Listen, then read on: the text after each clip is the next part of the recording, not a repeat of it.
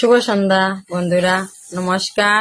আজকে কয়েকটি কথা নিয়ে এলাম। কালকে তো বুট বন্ধুরা, আমার প্রিয় দাদা দিদি বোন সবরে কইয়া কালকে তো ঘুম থেকে উঠে আমরা বুট দিতে যাইতে লাগবো। আর আজকে রাত্রেটা সেও টেকার লাগিয়া যেন কমলাক্ষ সাররে ভুলিও না, কমলাক্ষ সাররে বুটটা দেও, বুটটা দিয়া ওনাকে জয় করো।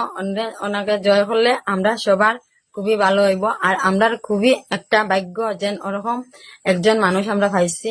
আমরা মতো গরিব দুঃখী মানুষের সাথে থাকুন।